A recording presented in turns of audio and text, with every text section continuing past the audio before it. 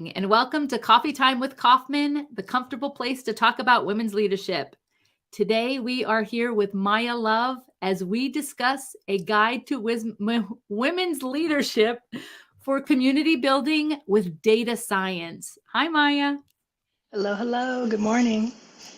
Maya Love is an athlete and a committed data professional dedicated to amplifying hidden voices and organizational impact using statistics, data science, and data engineering. Maya has excellent critical thinking skills. She is poised under pressure and she is skillful at moving stakeholders from ideation to execution, which translates into monetary impact. Her long term career goals include building data systems that empower communities. But before we discuss a guide to women's leadership for community building with data science and Maya, my name is Maria Kauffman, and today I am on my second cup of flavored coffee. What are you drinking, Maya? I am drinking ginger with peppermint, so I'm not quite up to your speed yet. Give me another cup and then I'll be there. There you go. Well, not only am I 2 hours ahead of you time wise, I was sharing with Maya before we jumped on live is that I've been nursing a sick dog lately. So he had me up a little bit earlier than normal. Man, So we hope he cool. gets better. Thank you. I appreciate that. I am so fascinated to hear more about your story, Maya. Tell us anything about maybe some of those early childhood memories that might have gotten you started on a career path or a leadership path that you remember. Um, I think my first exposure to my leadership path that really inspired um, my purpose with community empowerment and equity was really sports. I played collegiate basketball, but it really started with me doing everything underneath the sun: ballet, ice skating, um, soccer, basketball. And I think there I really was able to just be exposed to so many different styles of coaching, but also teammates and how to get to the end goal with all different personalities, which is something that I think reflects in any community. There's too many personalities sometimes to fit. Ooh, that's a great perspective. Because I too remember those early childhood things. Right. But it's interesting that you point out the leadership that was obviously an influence there, certainly for me too. Awesome. Any of Yes. your favorites? Anything memorable that sticks out? I think in high school I had an amazing coaches who not only focused on basketball, but were very intentional in what we wanted to do beyond that. And so really emphasizing the scholar athlete. When I was young, I wanted to be an ambassador. So they were always putting me in positions to talk on behalf of our team, even if it was at a restaurant, or they would try to read articles around just global articles. So I think those seeds of investment of what I wanted to do beyond being a baller was very much impactful in how I view everything now. Wow, that is pretty cool. Nice memories. Um, Right. what, if any, family, influences from mom and dad? It sounds like just giving you those opportunities and multiple Right. opportunities was pretty awesome.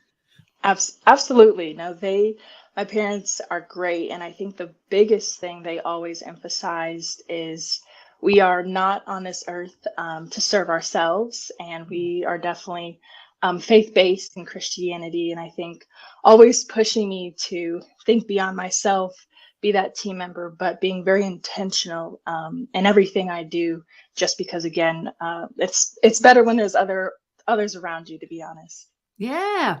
So that's interesting.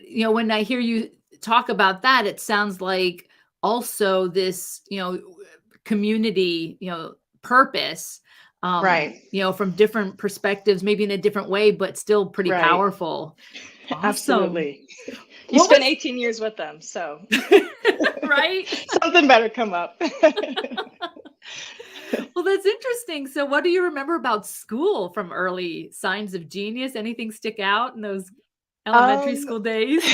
probably not. I was the kid to ask a lot of questions, a lot of whys. I remember my sixth grade teacher, I think I was just a hard worker, but sometimes the concepts were very hard to get. And one test, I think I finally got 98 out of 100, and I stayed back to say, well, what happened to the other 2 points? And he almost kicked me out of his class, but I think and we laugh about it now, but it really just highlights where I knew what I wanted and just being ambitious. But I think um, reading and connecting with people and talking with my teachers were the actual assignment versus the test and things. Still need to get better at those. So I would say I really didn't maybe find this peak in data science until college, just because I think the teaching style in middle school was a little tough to really grab. And high school, you're worried about so many other things. But I'm glad I finally found one kind of math related thing that finally stuck. Well, yeah, help us understand then how that happened. Sixth grade, that can be a challenging time. There's so much Right. going on. Like, even, now I know, with brain development, and like it's pretty Right. natural for it to be difficult. So as you're getting into high school and maybe you're starting to decide, colleges and maybe, what major to study at least, Right. how was that decision making going for you? I think I really wanted a school that could continue to support my leadership development. And I thought that was a hard thing to find, very interesting kind of niche, because I found that leadership or through experiences taught me the best way. I was in AP statistics, but still I was like, man, there has to be a better way um, to teach this. But that was really my first exposure of sports analytics. Our teacher allowed us to pick our own capstone project. I chose the WNBA, and it just kind of stuck with me from there. So I thought there was some way to grab statistics, my interest in sports, and leadership, combined all these three. And I found that at my undergraduate at Claremont McKenna College, who really emphasize um, learning through experiences, but responsible leadership. And I thought that was so interesting, because what is responsible leadership and how do you get there? Yeah, that's interesting. We'll have to talk about that a little bit more. Yes. I'm interested though, at the time, certainly, was basketball or a sport, or how was that sporting influence, for you in high school to Right. college? I think I I did not realize how many, I guess, the opportunity of analytics in sports when you're trying to recruit and you're really in the thick of it. I would say your junior year, sometimes you set up all these highlights, you give all these stats, and I just didn't even think about that I was doing statistics. I was trying to show my improvement over the years. So it's just kind of like breathing. But when I think I transitioned to college, there was a lot more opportunities for different modules of classes to actually study a case. And I think that's how I learned the best, is having a case study, taking it apart, which is very much like basketball. Sometimes you're on the court or in practice and it's very much live and you have to learn quickly. But there's just so much data and impact that you can take after kind of you give your all. Wow. Like, this is like, at least the three biggies, right? Is there's a major sports influence, Right. which is just, I would imagine keeps life kind of fun in many ways. Absolutely. There's the leadership aspect, and then there's like this academic piece. Right. So I love the lead. Like, you definitely sound very intentional along the way. Tell us about that leadership piece, even through college. What can you tell us? Yes. So I think again, our my undergrad really emphasized the scholar, leader, athlete, which I just thought, again, very curious in how it would play out my freshman year. So one thing I did in high school was student government. Again, kind of that advocacy being used, hopefully, as a good servant to my campus. And I really started out with diversity and inclusion, just learning what our school had to offer for our students and how to maybe push it forward for what our students were demanding to reflect the modern world. And through that ladder with kind of basketball and student government, I was student body president my junior year. And I think that really just highlighted the testament of the ability to learn and to grab onto things, but also fail. I like to say fail fast.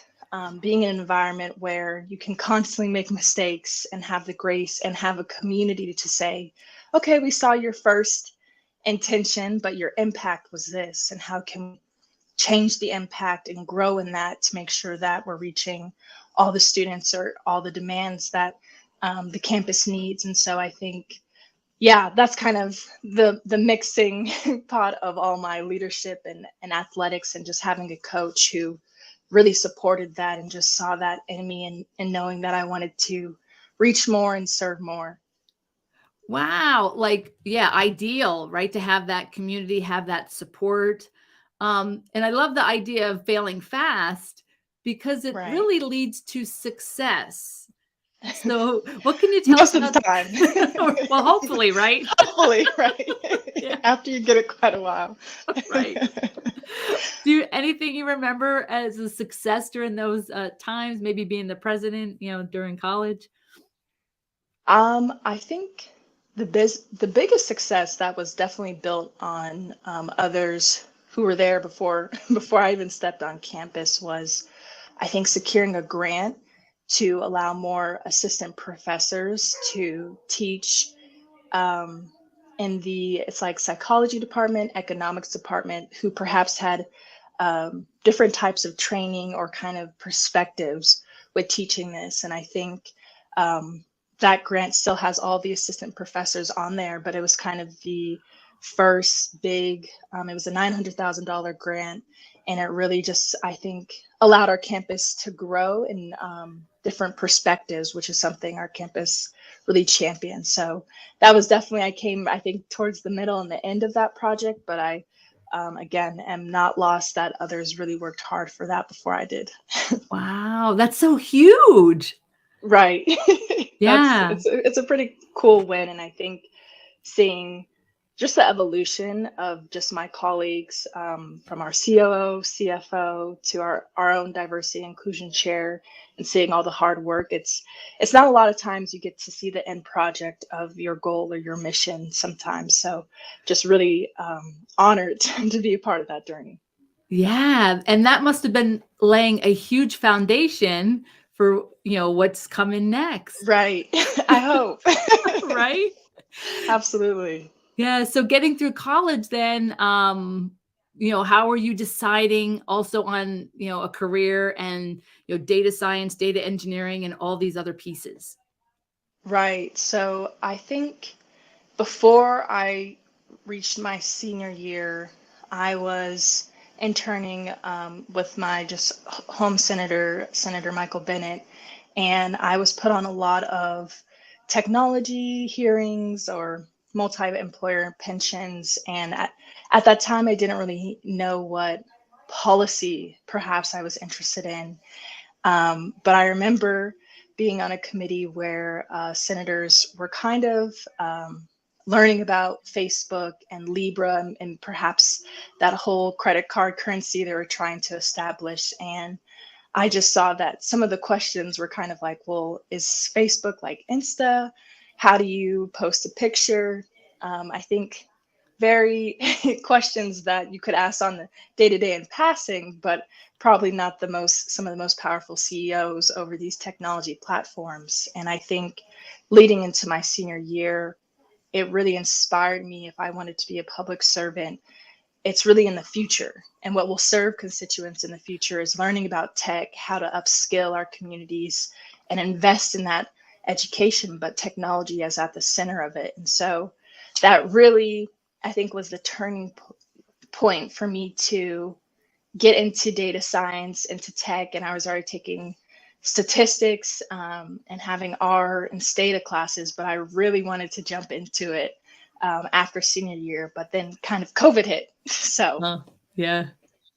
that was a challenge, but also a great opportunity for me just to continue in grad school and get my master's in applied data science and international relations to kind of balance my leadership perspective, but also, wow, this cool thing, data science and modeling. Very, very cool thing. So super interesting. I know you told me a story about the Bay Area and a really cool opportunity to have an impact on community. Right. Can you help share with the audience as well? Yes, so definitely after my graduate study, I was able to be part of this fellowship, Coro, and in the Bay Area, as you mentioned. And it was a really cool opportunity where acting kind of like government consultants in our specialty of choosing, there's 11 other of my colleagues were there with me, and really tackling or being exposed to issues from across all different kind of the aisles to look at data science in government and kind of what are the major pain points, limitations for communities to even upskill of boot camps. Broadband is a huge thing with that. And I would say the coolest project I worked on was transportation. I could give so many stories, but this one was where the Bay Area has enough parking to cover the globe 2.4 times, but everyone sometimes can complain about, well, there's nowhere to park, we need more parking spots. And so being able to scrape that data, take city council members, how to analyze it, create hypothesis, to just create some type of digital footprint and transparency was really incredible to get my kind of hands in and just really exposure of how to connect community with data and also different environmental goals that California had at that time. Yeah, that I find that fascinating myself because it's such an impact, like, there's a problem out there, but using that Right. data and having that positive effect on community is so huge to know that you are moving the needle uh, Absolutely. for And a it's lot of just, I people. think it's ability to be an open source. So other people coming in and building their own hypothesis, whether you're a grad student, undergrad, high school, I think the opportunities are limitless. So it's kind of exciting to know that your project not even is the foundation, but just kind of inspires other ideas and see who can kind of do it better. So again, I kind of see it as a game of competition, but Uh, good competition, I should say. right, right. Well, I like that you mentioned competition because it to me, I love you use the word inspires. That Mm, whole process must have been inspiring uh, through a bit of a collaborative nature right. because it sounded like there's a lot of different perspectives that could go into that. Absolutely. Super ideal. Cool. Yeah. So, what can you help us understand, or any advice that you'd give us to help, talking about stakeholders and being that Right. influence and basically communicating an idea that can make a change? How does that work for you? I think the first piece of advice I would be is the importance of being a good listener and observer. Sometimes there's so much data out there, experts, different people living out that data, and you kind of need to take a step back in order to take a step forward. And I think in all these stories and instances of leadership, I've been given the opportunity to be an observer before being in that leadership position. And so, not rushing to the goal, but really setting those different um, perspectives and hearing those different perspectives, asking kind of those hard questions to kind of get the real problem inch by inch will lead you, I think, to your end goal. Of course, with collaboration would be probably my second biggest piece of advice is always try to find someone to push your idea or challenge it and plug holes in it. And it might be vulnerable at first, but it really does help just strengthen any type of collab or idea or project. Awesome. So listening to you talk about that as I ask about stakeholders and having an influence with them, I can glean of strong sports leader influence as well. Tell us Right. about, how you meld that those worlds and how one maybe complements the other and the other complements back. Right. It is a very interesting mix. I would have to say sometimes it's a challenge to find that balance, but I think in grad school, my capstone project was trying to determine which 2019 rookie would end up being the rookie of the year based off of collegiate stats and just their first year stats. Um, but I think finding projects once I learn a new skill, kind of statistic analysis, really trying to apply that to my passion and my interest of basketball, especially um, women's college or professional or international. It really complements the storytelling, I think, because sports is just such a common ground. There's so many, again, different identities and just representation and trying to find who's that franchise player or kind of that MVP. Everyone kind of loves to talk about those things. So I think it's really nice to be a part of that community while also still having role models, still having friends kind of in the league, and just kind of saying, okay, well, what do we need to create this momentum in data? I mean, you see Steph Curry using machine learning to perfect his shots, one of the best shooters. So I think it's really cool to see the evolution of the game of basketball, but also data and technology coming into it. So they kind of mirror itself a little bit.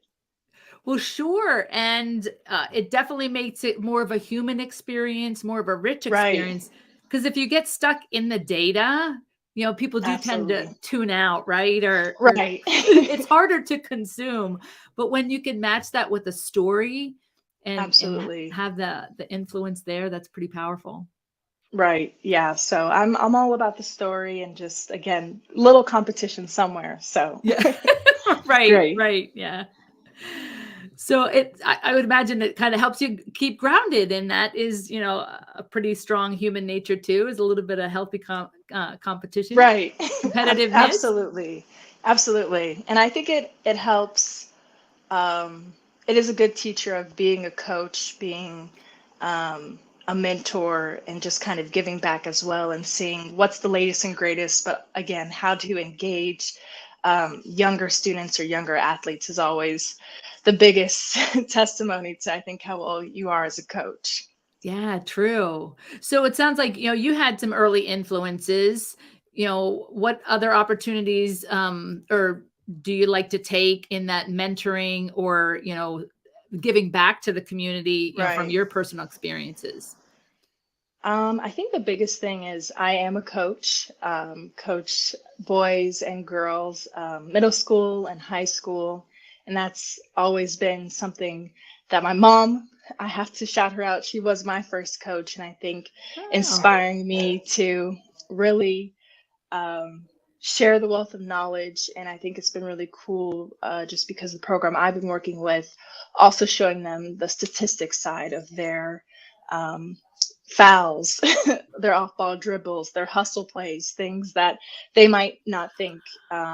Again, I think basketball can be so physical, but also knowing now there's numbers behind it and there's different ways to interact with these numbers. So it's been just really amazing to be able to jump into that type of role that is newer for me in teaching both basketball and statistics, but I love the challenge. And again, it helps me communicate data in such a different way, which I think is very important for a lot of data professionals to be able to make sure it's digestible, accessible, and um, can just be kind of also regurgitated in their own way, which is really cool to see. yeah, I love that because, you know, and I'll say most of my experiences, you're already like in a math class, right? And imagine, right? Right. So the math teacher is trying to make math exciting by saying math is everywhere.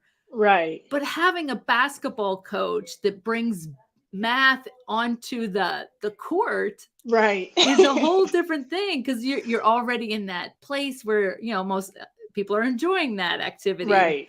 And Yeah. to like make that connection is really powerful. I have to say thank you for all you do in that arena. No, I was definitely inspired by my own coaches who kind of took the world brought it to me on the court. So just passing it on, really. Yeah. And thanks, a huge shout out to mom, the first Right. coach, right? Always, Always. always. I'm glad I got that on film. Yes. Super, super important influence. Awesome. So as moving forward, what are some of your hopes and dreams for, where you'd like to take your career? Right. I definitely see myself. I want to be a head technology officer and perhaps start being able to support more basketball clubs with both coaching and statistics, as I think sports really is a really cool engine that supports leadership and being a scholar and just the discipline and realizing both and kind of the dedication and commitment to that. And so I'm really hoping I'm stepping into that. And I already kind of started my own small business to support that and support different organizations just because volunteering was great, but there was just so much demand. So I was like, wait a minute, there's only Yeah. one of me, and I know you definitely know that feeling. So definitely blessed for the opportunities and ways to evolve in my own leadership, but also be a role model in that and try to live in that challenge of vulnerability and risk taking. Cool. Very super, super important. So, any tips also then on, it sounds like, not only by day and by night, extracurricular, the day job, sounds like you are very busy. Any tips on how to keep all that together and maintain that leadership? I think one tip that really has helped me is always redirect everything to your values. And I think having, of course, a good life balance and all your passions and other things that you want to pursue. But I think how, because I can get easily distracted sometimes, but if I ask myself, is this tied to my value purpose, it does help ground me and create that pause of what do I want to reflect and again, be a role model to just my team and how they should also treat their bodies, their minds, and their community. Yeah. So, remind me too, like when you got into college, you used the term responsible leadership, is correct? Yes, yes. So it almost sounds like that's an opportunity just to take leadership to a whole nother level. What can you tell us about what that really means and how you implement that into your leadership? Right. I mean, I agree. I think there is a next level to it, and I think what how I also kind of interpret it is to not shut yourself off from the critique, to kind of go the extra mile, even if it might extend your timeline, extend maybe the less impatient stakeholders what they want, but really go that extra mile to take the time to understand your problem, understand the situation, talk to your other stakeholders, and after that, still come together and collaborate, but being comfortable to own your decision at the end. And so I think how I model that is really just trying to continue to build a community who supports me, but also will be very direct and kind of ask those hard questions. And both, and age, I think it ranges in age as well. So it's not just the 20 somethings, but also maybe calling my great grandmother. Again, we talk about making sure data makes sense. That's a perfect example of conversation. So really just relying on all different perspectives to push me forward, but also having that dialogue to really kind of carry this end goal or this end project to a really full-fledged idea and implementation.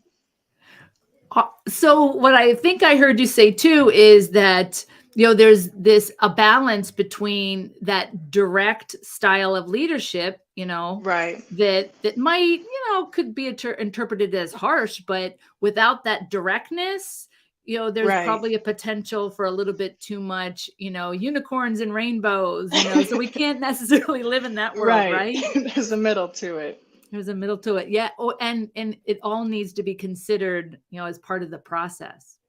Right. And I think at the end of the day, there is a sense of vulnerability, but I think as a leader, that's kind of where you put yourself at. And so again, being able to um, put yourself in those positions that are uncomfortable and you might not have ever experienced, but I think people recognize the trying or the attempt and really can respect that versus maybe just trying to hide or being a little indirect. But I think that's also the basketball side of me, because some things when you're on the court just have to come out urgent and be very direct, because you don't have the time. So I think I've sat in that chair of uncomfortability for quite a while, whether I liked it or not.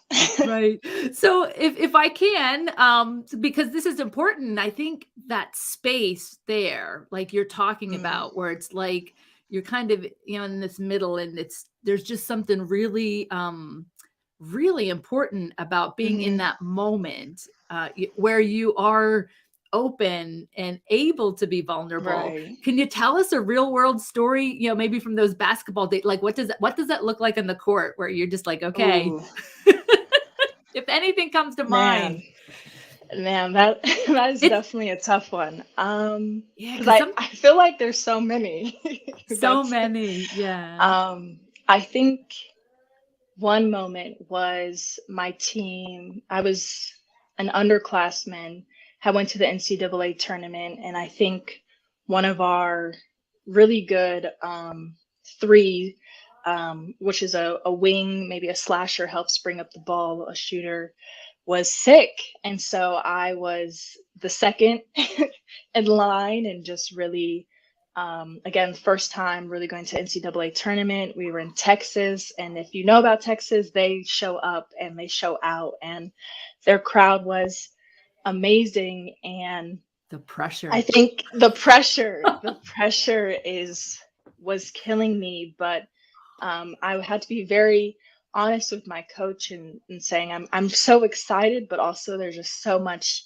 I think if an adrenaline sits too long, it can turn into anxiety, Yeah. and so it really was like, man, I can't wait to get in, but also I need to get in because I just I need to shake this. Once I go on the court, it'll be okay. But I think being really honest with my coach and just vocalizing that really helped release that pressure. And it was just such a fun game, something I remember so much, a close game, and just being able to, I think, really what I remember from that is being okay with really fulfilling a role.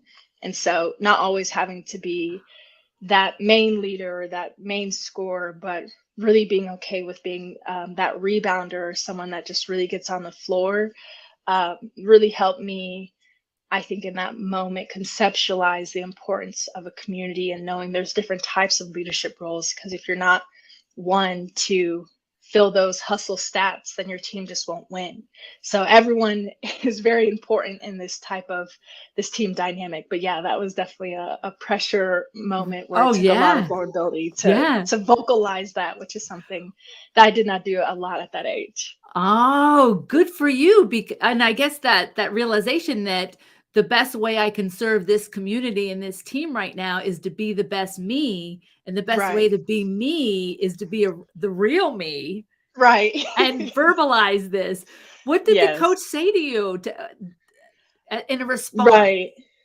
I'm trying to remember. You I might think not it even was remember.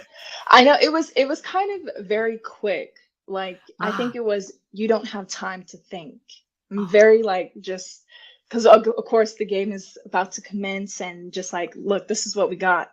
And so I think again, oh. that scholar piece kind of got me where I do sometimes maybe overanalyze, but it was really amazing to kind of snap me back in and say, you're right. Like I just have time to do me, as you said, and Yeah. do it well, and Oh. no second thoughts to that. So it was it was short and Ooh. sweet. Well, and it sounds like what a great coach. It was like it sounds like the perfect quick response, knowing you. It sounds like your Right, coach knew you well enough to be like, "Okay, I got you, but get out there and right, do the job." right. That Absolutely. And sometimes it takes that. Sometimes it's again, I don't know what I'm doing, but at least I know how to do me and commit to me. So Ooh, that's awesome. yeah. such a cool basketball story. I imagine then too, this is what it's like in the day job. This is what it's like whenever Mm, you're actually, even combing through data. It can get easy right. to get into your head and maybe, like get overwhelmed with data or maybe or whatever that is. So it's Right. interesting. I love to see those translations, Yes, if you will. absolutely. There's a lot of parallels, which I love. A lot of So that's parallels. why, yeah. So, what do you think the future of women's leadership or even responsible leadership? Mm, Hopefully, that's all, it all goes together. What does the future have in store for us? And what I like to ask is, like 100 years ago, women in the U.S. were just getting the right to vote. It right. doesn't sound like that long ago, only Right. 100 years, but to understand that, at that time, what people were doing at that time influenced what we're able to do today. What hmm does 100 years from now look like, you think, with more responsible leaders? Man, that's a good question. Two things come to my mind. I think it's we will see more of that fail fast mentality paired with the collaboration that we had both kind of mentioned. I think that will lead to authenticity. And when we start being more authentic, I think that's really kind of that sauce that creates a really good responsible leader.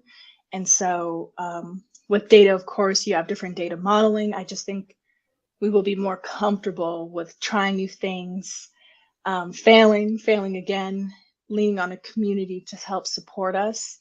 And it will just, I think, create such a pathway within women leaders and just the communities we serve to be a role model in that, encourage those type of spirits. So I can't wait.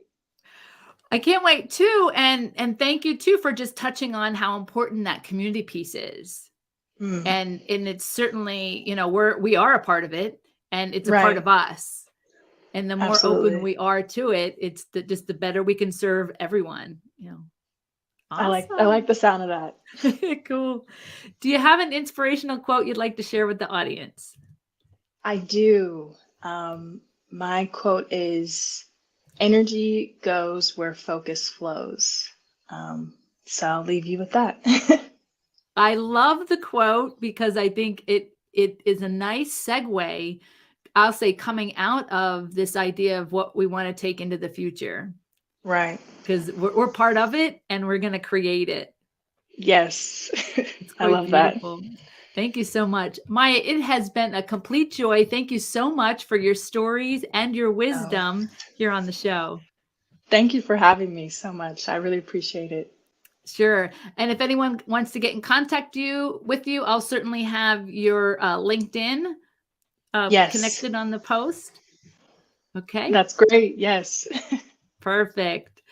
Coffee Time with Kauffman is the comfortable place to discuss women's leadership because I am on a mission to help the world discover the truth about what women are capable of. For more conversations about women's leadership, follow me on LinkedIn or subscribe on YouTube. Have a great week. Enjoy your adventures and journey responsibly. Bye. Bye. Thanks, Maya. Thank you.